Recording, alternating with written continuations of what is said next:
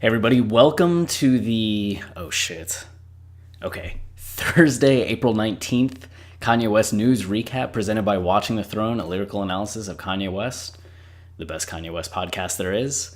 I'm Chris Lamberts, and I'll be guiding you through today's Kanye news. As you can see, we already know why this is a special episode. Kanye announced a new album. He fucking announced a new album. We have a new album. I'm just so happy. I'm so happy. So it was a pretty big day. I think I spent like 7 hours tweeting, just following up on all the excitement about the Kanye album and his announcements, the multiple Kanye albums. Jesus. Just a reminder before we get into things, the Yeezus book is available for pre-order. This is going to be the best book that's been done about Kanye to date when it comes to analysis, insights. Gonna have some really cool art. This is a treat for any fan, you know. So you can get that if you want, you know. So let's get into some Kanye stuff. So this dude fucking teased us. Earlier in the day, you can see that he said, "Today will be the greatest day so far. Life keeps getting better and better." And you just kind of think that, you know, this is in line with the philosophy that Kanye has been preaching and tweeting about for the last week since he got back on Twitter. That this is just the positive, like, go get 'em, yay. And follows that up with, "We're all servants." Yeah, nice. And hours pass, you know? Hours. And suddenly he drops out of nowhere, "My album is 7 songs." Like, that's it. We knew it had to come at some point. There was going to be information at some point about the new album. We're just waiting for when. When. And to finally get that, and for him to follow it up with June 1st, which is crazy, because, with The Life of Pablo, we were kept so in the dark about the release date. We just knew that the album was being made, right? We got to witness that process in real time via the pictures on Twitter, some of the videos, the notepad. But to have Kanye just straight up give us a release date this time is kind of relaxing in a way, right? Like, we don't have to sit there going like, when. We have it. We know. June 1st. We can just be excited and look forward to June 1st. But for him to follow that up, just like, that's a great announcement. But to follow that up with Me and Cudi album June 8th, motherfucker, are you kidding me? That's amazing. And it's called Kids See Ghost.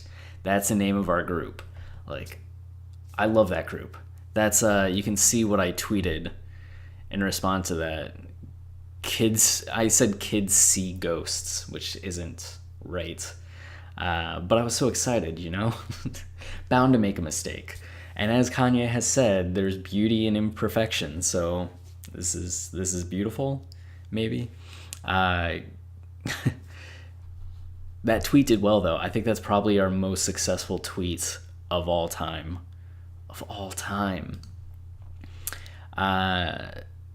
So Travis and I are going to try to get through as much as Kanye's discography as possible with the episodes we have left, including the College Dropout and our redo of that. We have something like 24 episodes left, or 26.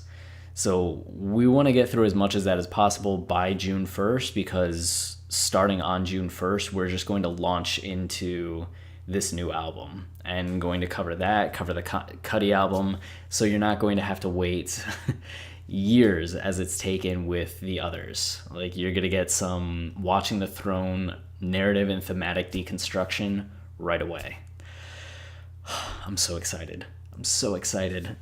And then we get the Tiana Taylor June 22nd and Pusha T May 25th. So Pusha is going to be the first one that comes out. And why these are noteworthy, in case people aren't aware, Kanye has, as last that we heard, was fully executive producing these. So it's all Kanye soundscape. And Tiana, from a previous episode we had talked about, had mentioned that on her album, at least, it was Polo Ye.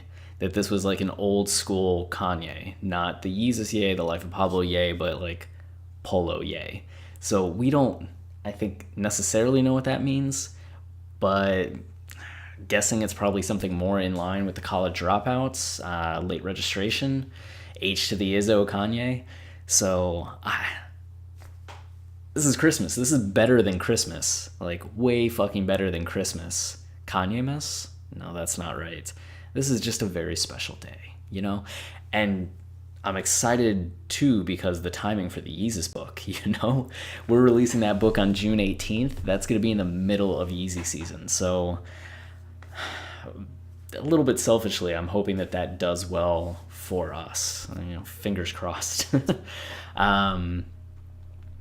We'll get to that stuff in a little bit. So earlier today, in the morning, TMZ had tweeted that Charlemagne got to hear some of the album. We got Kanye leaving his office at Calabasas Wednesday nights. And Kanye had smiled about the new album when asked about it. And there were reports today from people on Twitter saying that Charlemagne liked what he heard, which led to a discussion about whether that was good or bad because Charlemagne had so disliked Yeezus to the point of calling Kanye out on Yeezus, which...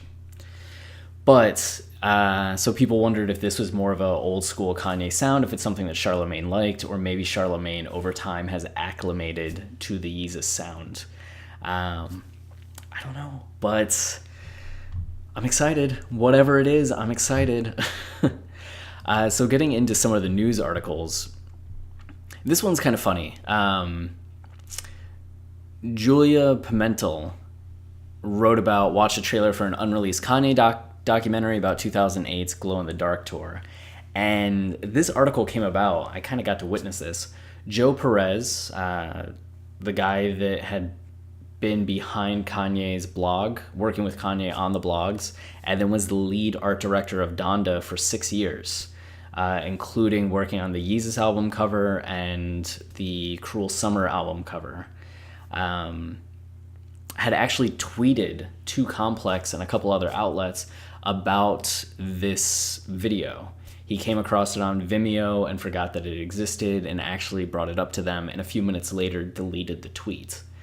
Then lo and behold, the next day they actually share the video, but they don't.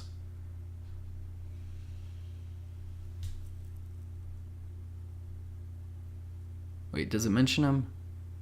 You would think that I would have read the article before talking about it. Dun,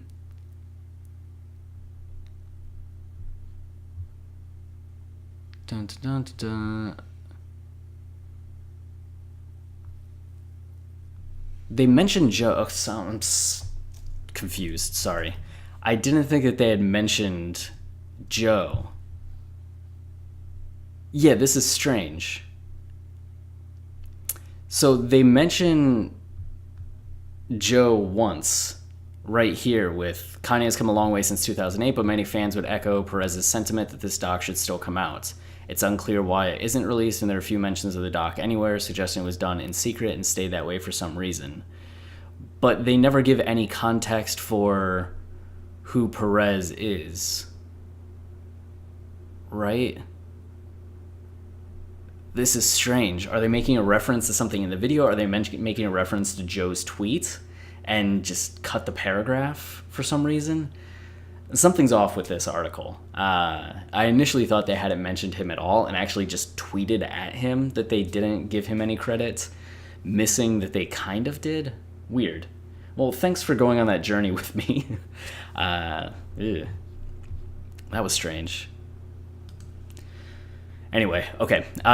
This is more of a clickbait article from Sky News. Samurai mentality and being cool. Who said what, Kanye or Elon? Which, like, yo, on the one hand, credit for mixing Kanye, Elon, and samurais. Like, that's pretty fucking cool. I love samurais, I love Kanye, I love Elon. Like, I'm all about this. But on the other hand, like, what the fuck? Why? Why is this a thing that existed? Why did Russell Hope come up with this? What led to this? Just talking about philosophy? Like, I'm so curious. So if you want to take this quiz, by all means, the link's going to be in there. I haven't yet. I'm just so baffled and overjoyed that it's a thing that exists. So, huh. Um, all right, let's go down. So we got a few more things. So in the wavy, unwavy category, or no, not even there. We have one more news article. Okay.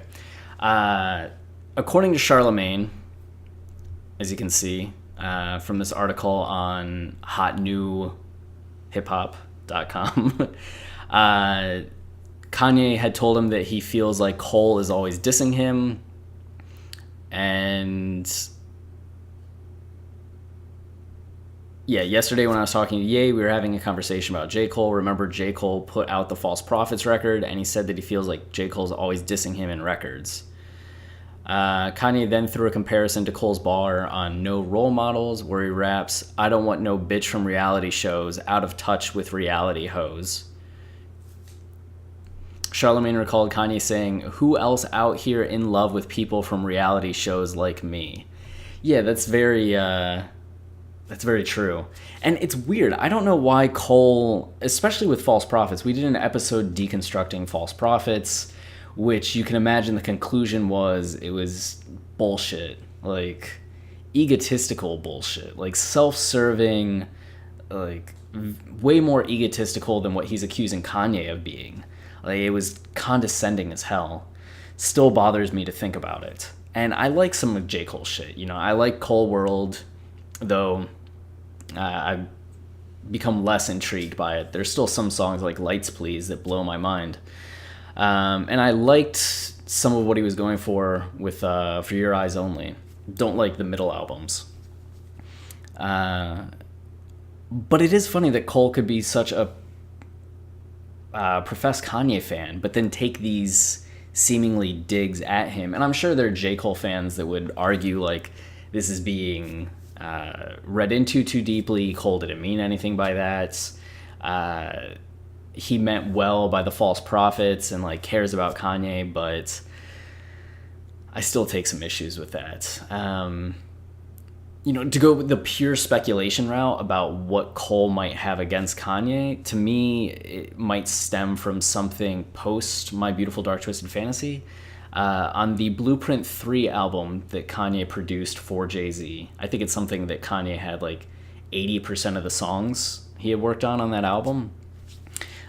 You also saw guest spots from Drake, Kid Cudi, and J. Cole before the three of them were anybody. Famous... Was that it? Forever. Forever by Drake hadn't come out yet. Man on the Moon hadn't come out yet with Day and Night. Cole was still years away from being anything. And they're all three featured. And then Kanye goes on to really fuck with Cudi on 808s. Doesn't do anything with Drake or Cole. And then on My Beautiful Dark Twisted Fantasy, Cudi gets brought in. Cole just gets used on a Good Friday track. And over the last 8 years, we've seen Kanye continue to have a relationship with Cudi, continue to have a relationship with Drake, but nothing with J. Cole. And I wonder if there's something there with the fact that like J. Cole was able to work with his idol and have this friendship with Kanye, and to be that close and then have a distance form between you, with Cole becoming more in line with Jay-Z and Kanye and Jay-Z kind of having their Cold War post Watching the Throne.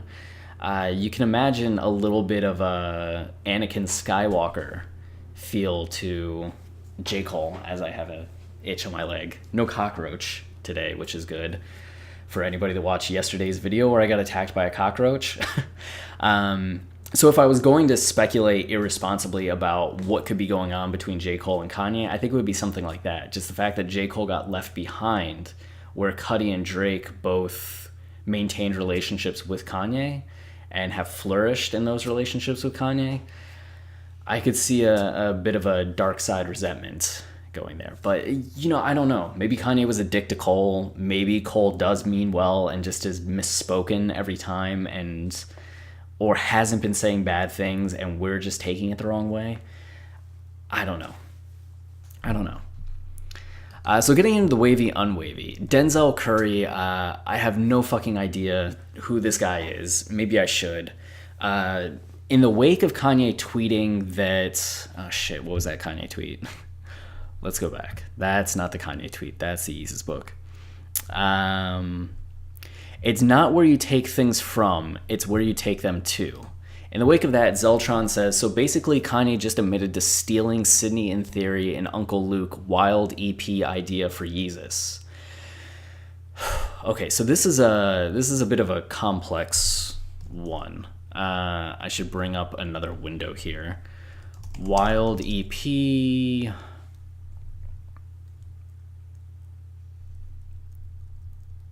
Let's see. Bear with me.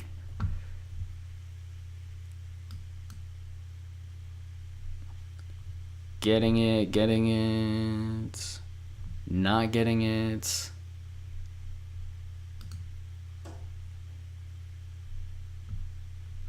Where'd it go?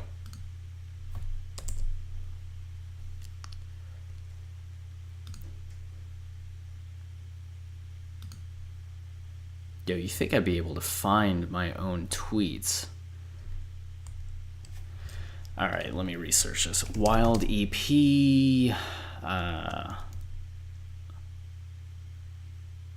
Uncle Luke, Yeezus, or Kanye West. Almost there. All right, this is it. Thank you for the patience. If I had any video editing skills, I would edit that shit out, but I have no video editing skills. So this is what we have to deal with. Okay, there's a cat over there, and sometimes the cat's distracting. So, I don't know when this... Oh, yeah. This article's from January 20th, 2014, and was updated recently, 3 years later, which... Good on Raptos for updating 3 years later. So apparently Uncle Luke had emailed Kanye back in the day. You can see the email exchange here where he shares some of the visual stuff for this EP that he's working on called The Wild. And Kanye responds with, "This work is amazing. I'm sorry about your brother."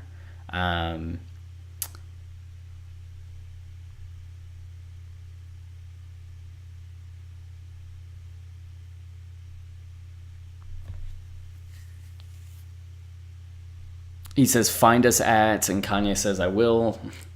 And what this article goes on to show is that there's visual similarities between Uncle Luke's work and stuff that Donda, they say, ripped off. And you can see the visual similarities. The face. There's differences, of course, in how zoomed in they are, the details of it. But this would definitely be in line, I think, with what Kanye tweeted. And it doesn't matter where you get it from, but it matters where you take it to. Like, the picture in the upper right, you know, there's something visceral about that. But I don't think it's necessarily that stellar. And you look at the one that Donda did with Kanye down there, and that, to me, has way more... way more going on. It's cooler to me, it's more fascinating to me, which might be a personal thing, but whatever the basic idea was that Kanye got from Uncle Luke, he elevated to the next degree. You know, in that case, you probably should give a credit to as the inspiration or the foundation, not just take and not reference. You know, if somebody started using our podcast as a foundation for their own podcast, I'd hope that they would give credit. Or if somebody took from my poetry or novels or anything that we do on Film Colossus, I would hope that they would give us credit for that inspiration and not just be like, thanks, and go about their business. So I can understand being upset. And they make comparisons to the fact that there's an elephant at the end of No Church in the Wild, and you can see from Uncle Luke's photo library that there's an elephant in a cityscape. Let's see if I can go back to this.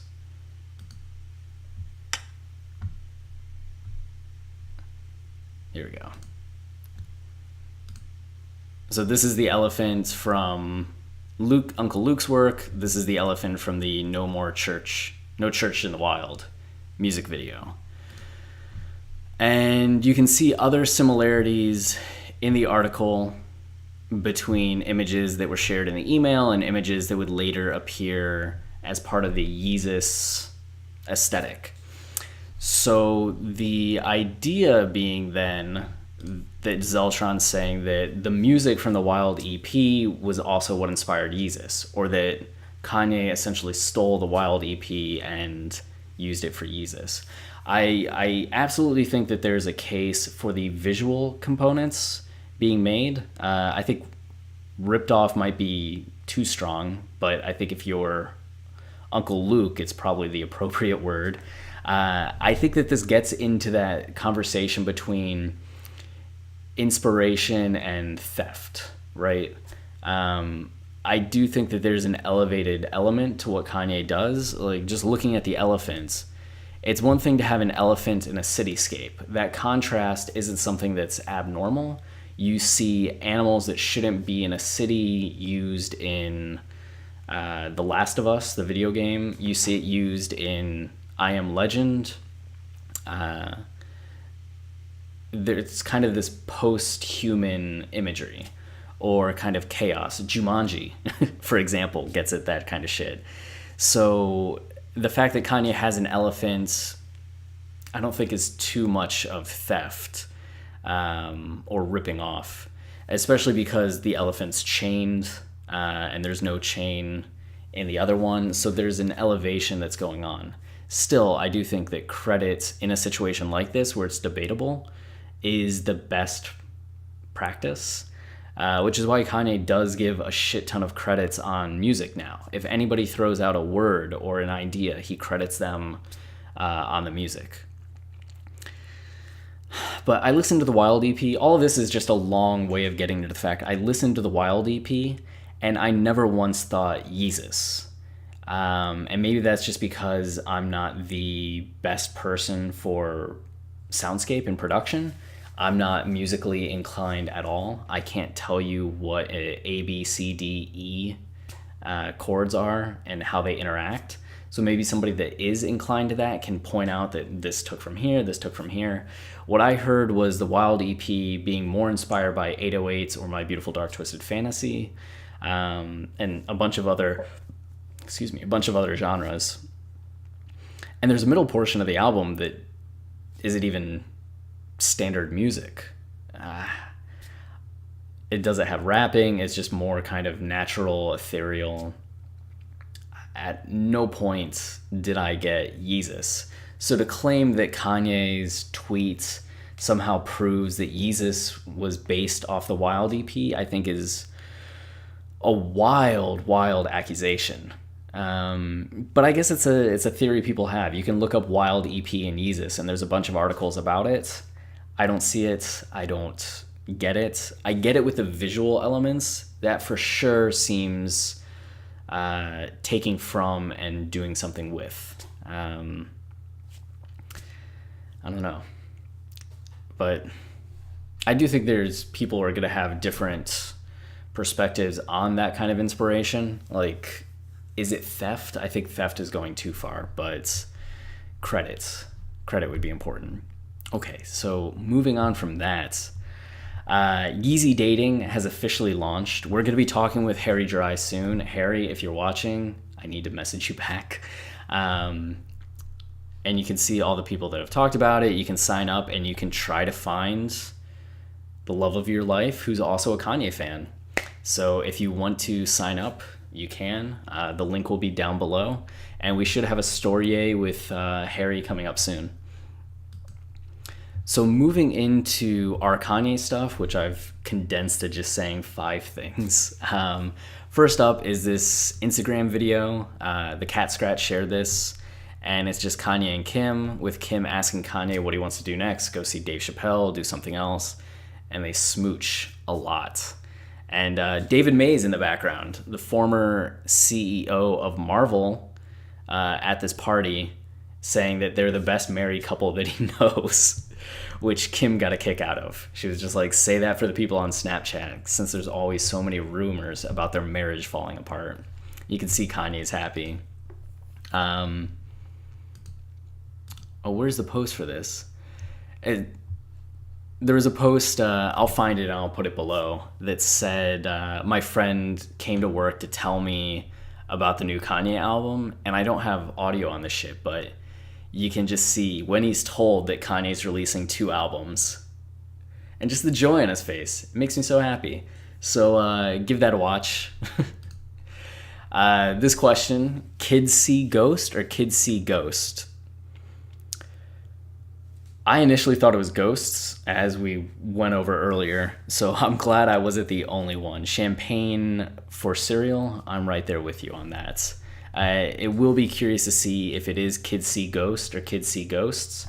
I can see both working. Kids see ghost is more kind of a larger holistic thing. It's kind of a commentary on what it means to be a kid, right? Like, kids see ghosts. That's something that they do. Where kids see ghost is more of a newspaper headline, right? Like, man falls into well. Like, Cubs win World Series. Kids see ghost. It's more of a singular encounter. So 2 very different concepts depending on whether there's an S or no S. So I'm curious. I want to know what happens next. This is Xfinity X1000 pointing out that Post Malone's new album cover looks a lot like Yeezus.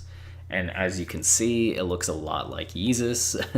A bit more going on that gives it, I guess, a Post Malone edge. I don't know shit about Post Malone, so maybe that's in line with it. But again, I couldn't criticize Post Malone after just saying that what Kanye did with Uncle Luke's visuals was debatably okay. If I then came out and said, like, fuck Post, that would be hypocritical. No, I think it's cool that we get to see Kanye's influence branching out. It's kind of crazy that it took this long for another artist to say, like, hey, I want to go in line with the Yeezus imagery. And just a shout out to Desi Brown, Austin rapper, who did this album Judith, which I love and adore. Judith also took the Yeezus cover aesthetic and ran with it and did something a little bit more colorful the way that Post did. I say fucking go for it. And that does it. That's our news.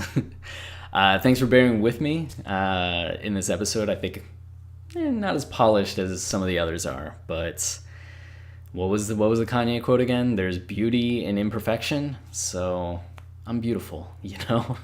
So goddamn beautiful. If you want to support us via financial ways, you can support us on Patreon. That helps us get to our first goal of $300 so we can, on the regular, create Kanye shirts, pay artists to create Kanye shirts that are dynamic and interesting based on albums and songs. We have 2 in the works right now, Hold My Liquor and Runaway, which should be wrapping up soon, I'm told. And those will be available for people. Patreon subscribers get a discount if you're at a certain level. You can also purchase the Yeezus book, which, again, pre-orders are available. And, you know, the money from that goes to us. It goes to The Most Unruly. It goes to Martin Connor, who runs Rap Analysis and did the Vox video Kanye Deconstructed, the human voice as the ultimate instrument. You may remember that video from just after Pablo dropped. You can support all 3 of us that way. If you don't want to spend money, then you can help us monetize our YouTube channel by watching these videos, subscribing. We need to reach 4,000 watch hours in a year and 1,000 subscribers. Currently, we're at like 153 subscribers and 290 watch hours. A long way to go. You can also follow us on Twitter at Kanye Podcast and listen to our podcast, you know, Watching the Throne, a lyrical analysis of Kanye West. We have 80 tracks or 80 episodes that are entirely narrative and thematic deconstructions of tracks. We've covered most of Kanye's discography, and we'll get into the 2 new albums. So it's the best analysis that you will find of Kanye's narrative and thematic artistry. So check those out. And thanks for watching. And until next time, which no videos on Friday, Saturday, Sunday. We'll be back Monday. Cheers.